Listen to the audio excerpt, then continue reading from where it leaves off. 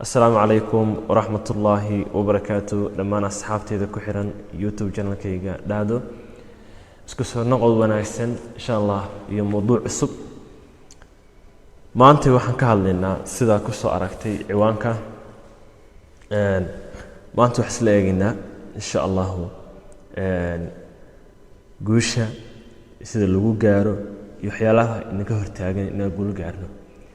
لما أنتين marka loo eego dhalinyar ahaan waxaan ku jirnaa jidkii aanu mar lahayn nolosheena wadadii aanu mar lahayn yaani mustaqbalkeena iyo guusheena sida aan u gaari lahayn dhamaanteen rayawaade hadda inaanan guul kasta horta aad gaadho ama ha weynaato ama ha yaraato mar walba waa guul laakiin waxaan rabnaa nololtan ugu sareysa inaan ku noolaano taasina runtii waxa weeyaan dhamaanteen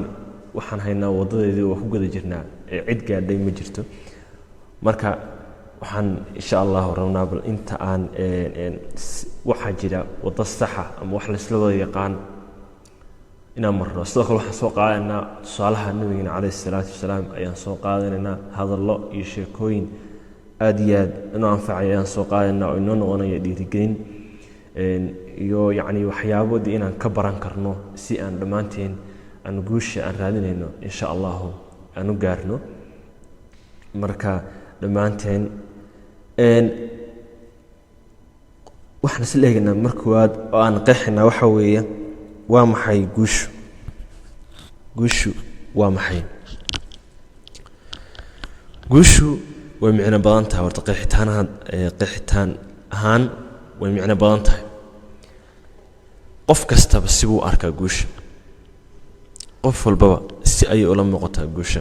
yaani isku si lama wada qeex mana laha qeexitaan u gaar ah oo la isku raacay waxayna ku dhex jirtaa noocyada kala duwan ee nolosha sida waxbarashada ganacsiga siyaasadda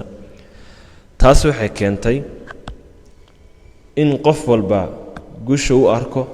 hadba sida ula muuqato salahan qofka ganacsada ah waxa uu guusha u arkaa marka uu faa'iido badan sameeyo qofka ciyaartooyda ana marka uu gool dhaliyo yani waxa ku tusinaysaa qof walbaba heerka iyo meesha uu ka joogo guushu qof walba waxa uu ku qeexaa aragtiisa si ay u kala duwan yihiin maskaxdeenu ay mataqaana u kala duwan yihiin aragtideenu intaana bilaabin waa maxay guushu aan isla eegno aragtida dadka yani guulaha gaaray nolosha yani guulaha gaaray horta qof walbaba yani markuu uu guul gaaro ayuu wuxuu qeexayaa asbaabaha iyo mataqaana sida uu ku gaaray guusha marka taas waxay ku saacidaysaa in aad qofkaas aad ka barato waxyaabaha yani adiga ahaan lid kugu noqon kara inaad ka barato waxa kamid ah hadaladoodii guushu waa hadafkaaga oo aad gaadho guushu waa in shakhsi ama ummad yeelato yool kuna dadaasho yoolkooda kana mid dhaliso marka ka sal gaarto duruufaha iyo caqabadaha nolosha guushu waa inaad gaartaa natiijada ugu sareysa ugu macquulsan heegsiga yaani waa hadallada ay dadku guulaha gaaray inta badan ay dhahaan waxaan isla eegaynaa marka islaamka iyo guusha maxaa ka dhaxeeya islaamku muxuu ka yiri guusha dhabta ah ee lagu waarayo waa ku guuleysashada jannada iyo raaligelinta alle sida waa la inoo sheegay kitaabka quraanka ah qofkii la dhaafiyo naar jannadana ha noqoto kaas ayaa liibaanay adduun iyo aakhiro waxaan isla eegaynaa qaacidada guusha intan oo dhan yani waa hordhici iyo waxyaalihii yani way noo socotaa waxyaalo badan sidii lagu gaari lahaa iyo waxyaalo naga hortaagan sheekooyinka waxaa dhan noo socotaa laakiin bal dumar baa sameynaa iyo qeexitaanada qaacidada guusha waxaan leenahay waa himilo lagu daray yool lagu daray jamasho lagu daray go'aan lagu daray xirfad lagu daray kalsooni lagu daray joogtayn waxay ku gaarsiin karaan guusha aad raadinayso aan soo qaadano gabayga ahaa haddaan gugii kuu kordhaba gabow mooye ku tarin garaadiyo waayi arag ogowma gudbaatee waxaan leenahay sidee lagu gaaraa guusha marka ayaan imaanaynaa waa qodobada ugu muhiimsan ayaan isdhihi karaa yani waxaa noogu jira tusaalihii nebiga calayhi salaatu wasalaam ayaa noogu jira aan soo qaadano sidee lagu gaaraa guusha ama waxyaalaha wadooyinka saxda ah ee inoo horseedi kara yani guusha haddii aan soo qaadano tusaalaha nabigeena calayhi salaatu wasalaam waxaa ka mid ah tusaale fiican oo dhanka guusha ah ayaa ku suntan nabigeena calayhi salaatu wasalaam casharada laga baran karo adeega go'aan qaadashada isbedelka ama isbedel la'aanta ku adkaysiga sida uga ran sheegi lahaa waxa mataqaanay oo ku riyoonayso ayaa waxa in badan dadka ay u baahan yihiin waxyaabaha soo socda ayaan ka baran karnaa nabigeena sallallahu alayhi wasallam si aad u guuleysatid waxa kamid ah lahaanshaha ahdaaf cad oo leh qorshihii lagu fulin lahaa shaqada nabiga sallallahu alayhi wasallam waxay ahayd inuu fariinta alle gaarsiiyo Quraysh jasiiradda Carabta iyo dawladihii waaweynaa balse kuma uunan mashquulin riyadaas waaweyn oo wuxuu la yimid ahdaaf uuna qaaday talaabooyinkii hawlgelinta mashruucaas waaweyn isagoo xiriir la yeeshay dhammaan intii ku saacidi lahayd gaaritaanka ahdaafkiisa يعني النبي عليه الصلاة والسلام وحول لها أهداف عد وأم قتي يعني مشى وربو إنه جاره قذف كذا حوي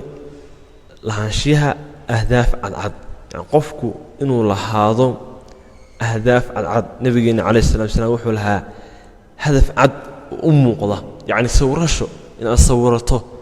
سانك هدار ربتid inaad guri dhisato waa sawiranaysaa guriga Soomaal yani sidaas oo kale hadafkuna waa inuu ku sawiran yahay waa inaad leedahay hadaf cad oo aad u socoto waayo haddii hadafka aad garanayn adigu ma garanaysid meel aad u socoto Soomaal yani wixii ka soo baxan baa iska qabanaysaa wadadii ka hortimaado baa iska raacaysaa Soomaal marka qodobka labaad waxa uu noqonayaa waa muhiim inuu qofku og yahay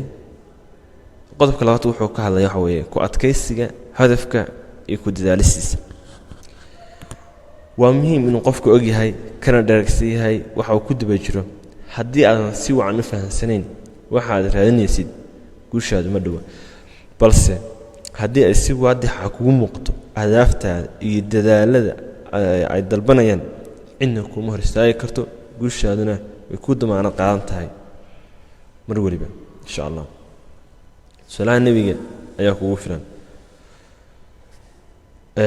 Quraysh waxay u soo bandhigtay nabiga hanti dumar jago iyo wax walba yacni qurux badan si isaga haro waxa uu la yimid oo ah risaalada alle diinta inuu gaarsiiyo yani inaga in soo gaarsiiyo diinta waxa uu taariikhda inta bedel yani hadalkii عام بحي قريش وكلها يعني هدي قرحضة افتين كذا كسر قاعدة يعني ما وصلن كرتاني وحقه وضوح يعني ما جوجينيو يعني إن دتك أن جارسيو دينة إسلام وحنا أقولنا ولا ليال عقبته والنبي عليه الصلاة والسلام الصامري أنا سليقنا بقضب كان وضد الصدحات وحين غنسها waddada guusha kuma faraashna roog casaan ah iyo ubaxyo kuma yaalaan waxayna u baahan tahay inay qodxo badan leedahay waana sababta tan guulaysatay inta guulaysatay u yar yihiin